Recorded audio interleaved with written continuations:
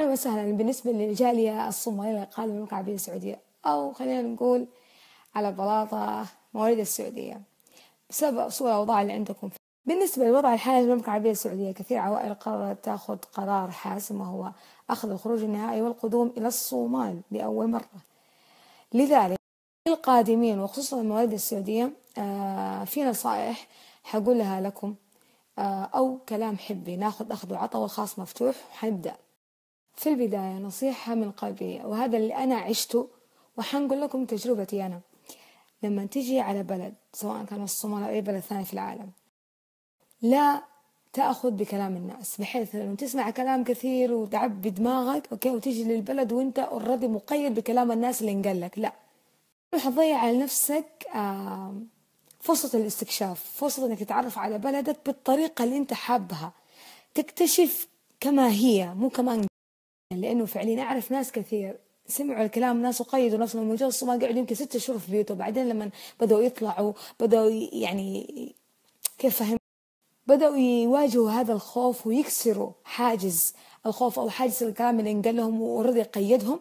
صاروا يقولوا والله ما توقعناه كذا، انقال لنا كلام ثاني. طبيعي الكلام اللي انقال لك ما جاء من فراغ، الكلام اللي تأسس من سنين الله وإشاعات وشوية بهارات ما جاء من فراغ. طيب، انك تسمع على شخص جاء الصومال من 2007 وتقارنها بوضع 2017، يا عمي 2014 مو زي 2017 اليوم، تبي تقارن 2007؟ حرام. والصومال ما هي مدينة مثالية، ولا أنا قاعدة أدعي إنه بلدنا كلها كل شيء فيها كويس، لكن على الأقل يقدر ينعاش فيها على الأقل. صحيح الأمن خصوصا في مغوش غير مستقر، أحيانا تحصل انفجارات، أحيانا ينطلق نار، لكن مع ذلك الناس عايشة، والمضطر يركب الصعاب.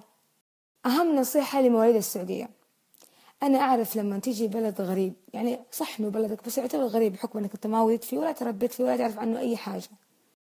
حتلاقي شلل موجودة في الصومال جايين من المملكة العربية السعودية، يمكن سابقينكم ب5 سنين أو 6 سنين أو 4 سنين أو سنتين أو حتى سنة.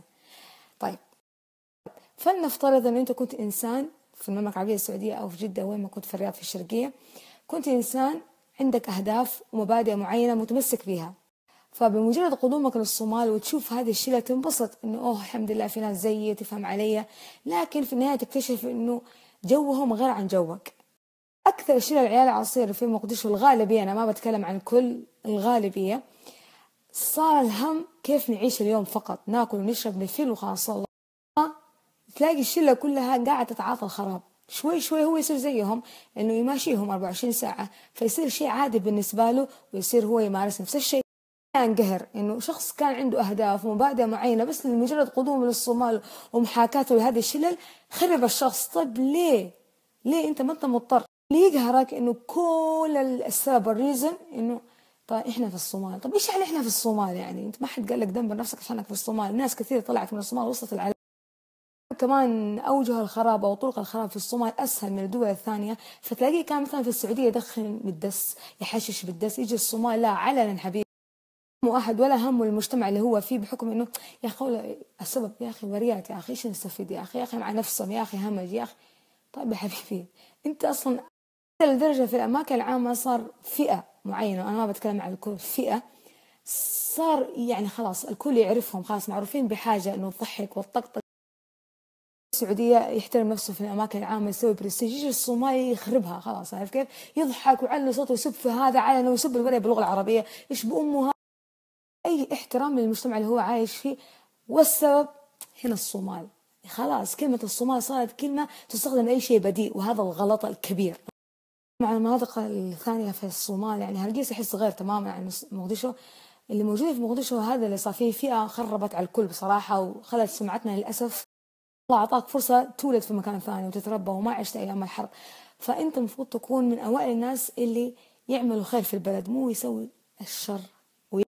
فأنا نصيحتي لأي شخص جاي من السعودية اليوم، لا تنخرط مع ناس عشان بس يتكلم اللغة العربية وتنسى نفسك وتفقد ذاتك وتفقد مبادئك. حاجة بالنسبة للبيئة، كل ما كانت البيئة صعبة كل ما تخليك إنسان أقوى، بحيث إنه حتى في التعامل تصير شوي، معلش أنا كده تصير شوي. لكن الآن بعد 4 سنوات صرت أعرف أتعامل مع الناس، اللي يتعامل معي بالطيب يتعامل معي بالطيب، اللي يقعد ينفخ علي أنفخ عليه. فحبب لأنه فعليا هذا الفكرة اللي مؤمن بها أغلبية الشعب الصومالي، إنه أنت إذا ما دافعت عن حالك، وإذا ما وريتهم العين الحمراء، يعني ما حقرت لهم، ما حيحترموك.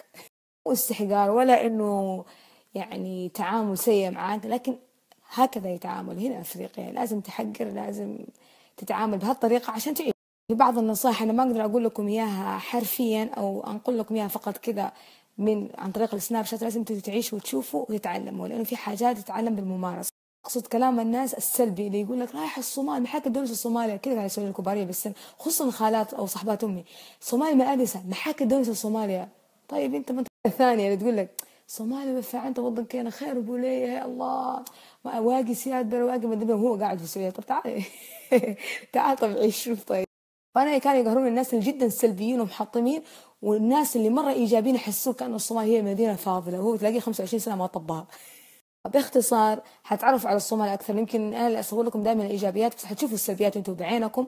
أنا ما أحب أنقل السلبيات، لأنه أنا عاهدت على نفسي أنقل كل شيء إيجابي عن طريق قبل ما أقفل حابة أشكر أمي، لأنه فعليا هي اللي اقترحت علي إني أروح الصومال، وما كانت خايفة، مع إنه الناس كانت تقول لها أنت من جدك تودي بنتك الصومال، تقول وطن كذا واي.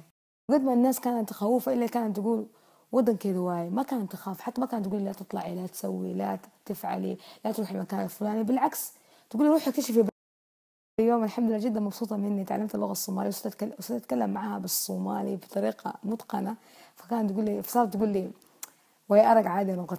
والله الأمهات لهم دور كبير إنه يحفزوا عيالهم، أو إنهم يحبطوا المعنوية، خصوصا إذا هم كانوا خايفين. فأمي ما كانت خايفة أبدا. روحي